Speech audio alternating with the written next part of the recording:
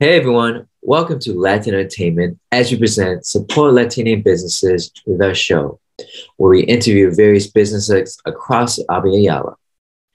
Also, if you haven't, please join the Facebook group, Support Latine Businesses on facebook.com/group/support Latine Businesses, where you can network with a wide range of people in the pursuit of cooperative economics. Now let's get into this episode where we're interviewing Cici from Are Kuska, a Peruvian-based unisex apparel accessories company located in California that sells jewelry, shirts, and face masks. Tune in more to find out.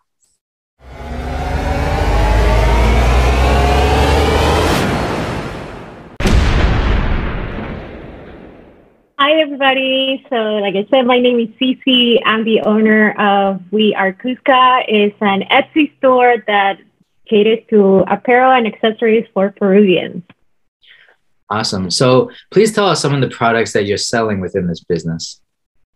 Yeah, so right now we are actually selling apparel, so shirts, hoodies.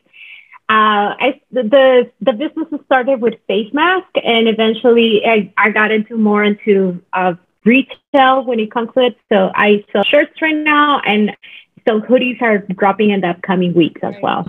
What are some of the t-shirts, logos or designs that you have? Yeah, so right now I have a few shirts. One that I'm wearing that says "Que falta." You know, Peruvians, we say that a lot. It means embarrassed. So I use a lot of Peruvian lingo on my shirts. So some of them has the CSM, which is, if you know what it is, a bad word. I also have shirts that were inspired by my sisters, which it says "Leave me alone" in Spanish, "Déjame en paz." And the upcoming launch of the hoodies has the chola stuff and things like that. Words that to me have seemed very degrading for other Peruvians. So I want to re-own those words because I am a chola and I'm very proud of it, you know? I really appreciate that. And I want to know, like, what was the cognizant decision for you to make it very Peruvian centric? Yeah, so the story behind my store, it starts in 2020. As many new business owners that started in the middle of the pandemic, my story is a bit different. It started right after one of my uncles passed away of COVID. And there was a moment I realized I had no idea what was going on in Peru. And it made me feel like I have disconnected a little bit with my culture, with my people. And when I went to look for face masks, the purpose is that I wanted to help a Peruvian business, you know, because I knew it was going to be just difficult for them to come back after the pandemic, and there's probably going to be an economic crisis.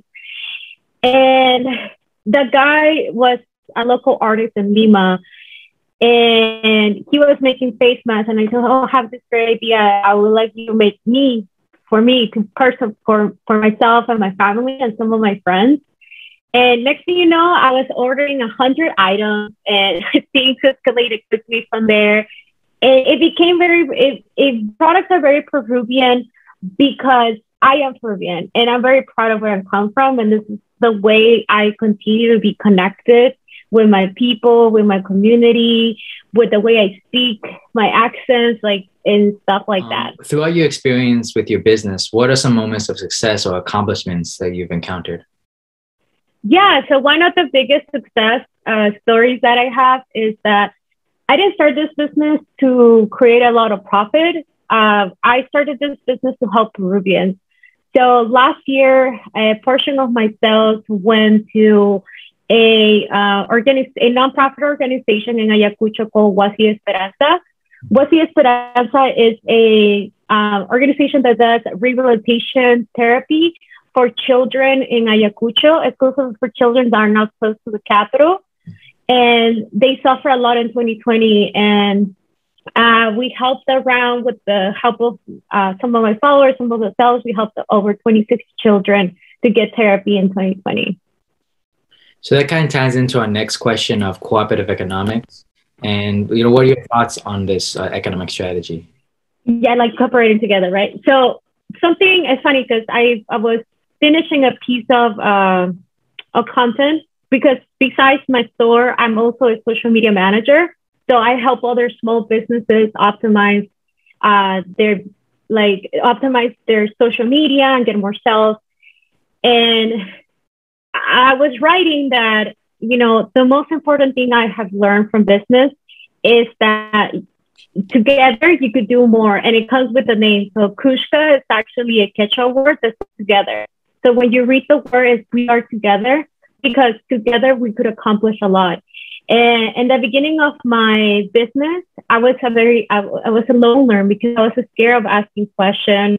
I was scared of asking the wrong questions, or people not understanding me, or my mistrust also.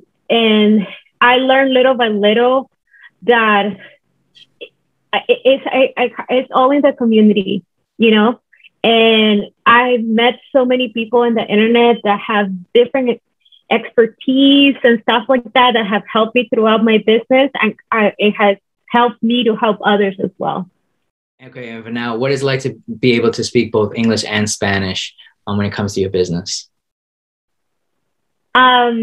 It's part of the identity of my business, being bilingual, and and honestly, it's just the foundation of my business, because there's a lot of Peruvians out there that speak English and Spanish, and they only speak English. So I want to connect with those that could connect with our language. I think I had someone send me something very Peruvian the other day, and I laughed, and it was in English. It was in Spanglish. So it's the language that we speak. People that live in the U.S. is the way that we speak. So we speak Spanish, Peruvian, and English, and the jokes come up that way, and that's part of my identity of my brand. I really like that really piece of motivation. And so also I'm wondering, what is the conscious decision to us to focus on the indigenous part of Peru opposed to maybe the non-indigenous part? What's the decision of that? Focus more on the indigenous part? Yeah, why use a Quechua word instead of a Spanish word? Yeah, so the reason I use the word is because unfortunately for many decades, my family lost their Quechua language in the family on my dad's side. And my dad never got to learn it because of discrimination, and my grandma always tried to protect him. Some of the last things that my dad said before passing away is that he wished he would have known more Quechua to talk to my grandma. So adding a Quechua word, because it's part of me. And, it's being a journey to get to the point of accepting that he's no longer here to tell me stories about that indigenous part of me, but now I had to find a way to reconnect to it. What's the range of clients that you've gathered through that medium? For my social media? Correct. Yeah, so actually I gathered about 3. Right now I'm working with 3 clients, but exclusively I'm working with Peruvians of USA, which is actually one of my favorite clients to work with, because not only does it connect me to my culture, but it's a very community-based podcast. And those are kind of the clients I've been helping out with. What advice would you share to upcoming Latine entrepreneurs? Wow, that's a great question. This is something I wish they would have told me when I started, is don't give up. Because we as immigrants, as first generation, second generation, we tend to have this imposter syndrome that we're not good enough, or that we don't deserve good things for ourselves. And I had to battle that. And it's gonna be hard. It is difficult, but don't give up. Give up. The value that comes at the end is priceless. It's priceless. The lessons, everything, the hardships, all the tears that you probably gonna drop in the way. Trust me, don't give up. Don't make that mistake. So that's the reason, one of the main reasons why I use the Quechua word. I love that, and also seeing that representation. I'm also trying to learn Amida myself. What are some like positive messages that you've received from whether your followers or customers? So I have a friend that told me something that I think I needed to hear. Is that he's like, think about it, all the little girls are looking at you. And it's, you know, like because I went to school and things like that. And I might think my store is small, but you know, other people are always watching. So I wish there were people like me that look like me growing up, you know, that have different background stories and things like that. And that always resonated with me. Those are things that they have told me that, you know, it's just, again, going back to not giving up. It's like, that's the reason why I don't want to give up. You know, it's hard. You know, I've had a hard year this year, but I do it because, and I continue to do it because of, I want to see little CCs, you know, in the past, looking up and, you know, seeing other people that look like me, or, you know, look like many other Peruvian owned businesses, you know? Yeah, of course. And so with that, what are some moments of growth you've had to encounter, or like some lessons you've learned throughout this journey? Wow, that's a great question. So I've been living here for almost 17 years. And, you know, I'm in that situation of like, I'm not here, I'm not from there. So one of the biggest lessons is that Peru is different for everybody. Mm-hmm. Different experiences. And I learned that through my store. Funny enough, I learned that through my small businesses, that there's not only people that look like me, there's people that look so many different ways. And I never realized that we all are we are all outside of our country and trying to figure it out, our identity. That's kind of the biggest lessons I have learned about myself and about others. I'm noticing that you also donate some of your proceeds to One Earth. Would you mind sharing like the decision behind that, and how's that been? Yeah, so the decision behind that, because of the pandemic, I wanted to help people that need it. And initially I wanted to make a donation under my uncle's name, you know, because my uncle was very involved with his community. And he was, I believe he was like a community leader for Ayabaca, which is like a small town in Piura. And that's how it started. Why I kept it is because I realized that that Peru doesn't need one donation. No, it needs help constantly. You know, it's not only money, but also spreading the word, understanding what's happening with other people inside, you know. And I cannot, just because I'm out of my country, I cannot just give in my back. And it's just like, oh, figure it out. No, I can. That's the reason why. What is the Peruvian community like in Los Angeles? So they're very dispersed. They're like everywhere. It's not like in the East Coast that there's a lot of them in Patterson, but here is like, we're kind of everywhere. So I'm in the Ventura County. I have some Peruvian friends that are in LA. There's other ones that are in Central California. So we're kind of dispersed, but because of the pandemic, we kind of find each other online and connected. And we had a meetup this past Sunday, and I was like, oh my God, there's so many of us around here. That is hilarious, you know? But that's how we are in California. We're very very separated, but the internet kind of connects us. All right, and another question, how do you go about work-life balance? That's an interesting question. When I started my store, I was working full-time, and I was this was the pandemic.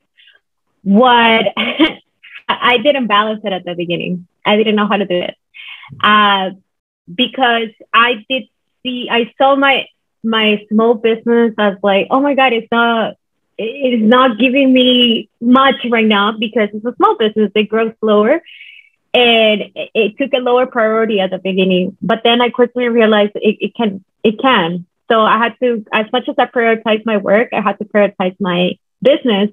When it came to life, I really had to disconnect sometimes, and it is difficult when you're a first-time business owner and you do everything. You know, you do the payments, the stuff, the creative, and things like that. So at the beginning, it's hard. Now the way I do it is that I limit myself between this hours to this hours. I'm just going to focus on doing content or checking things for the store, regarding ideas, because if not, my mind is going to keep going all day.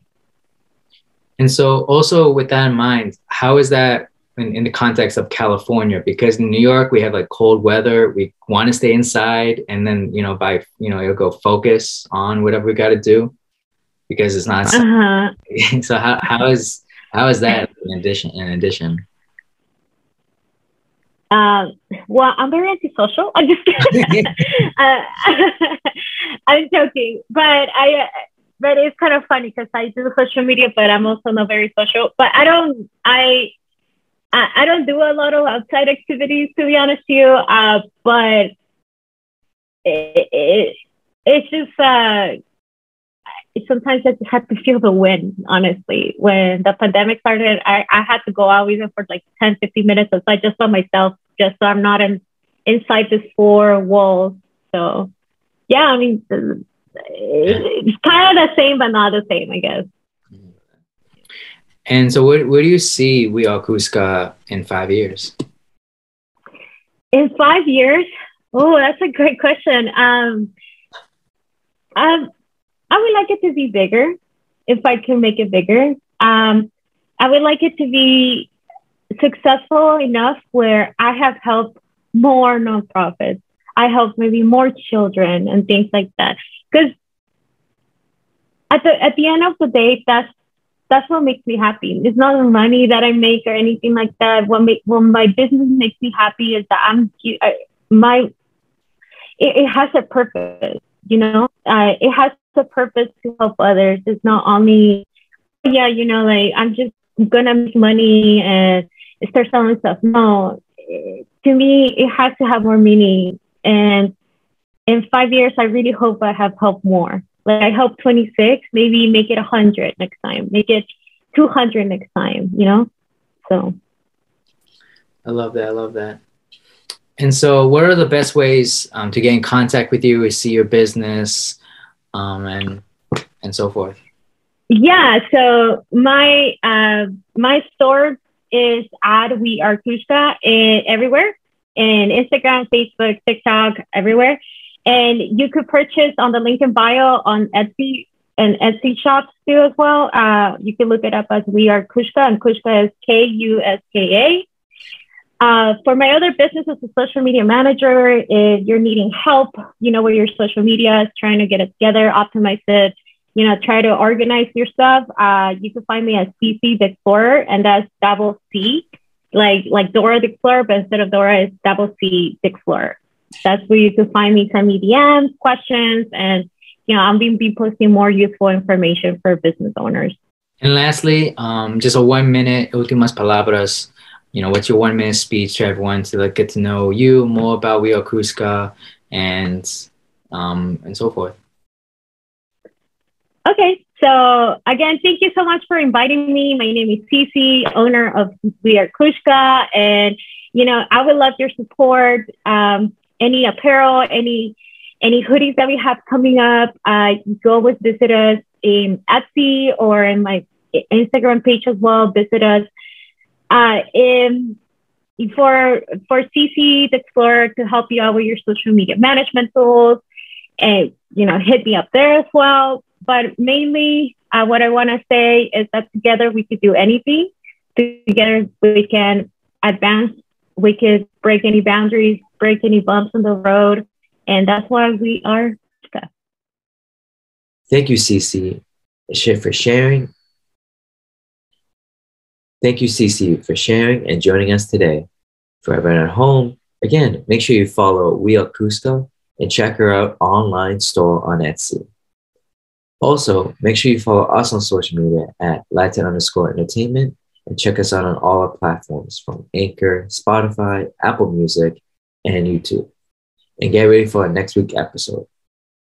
Thank you for joining us, and until next time, support Latine businesses.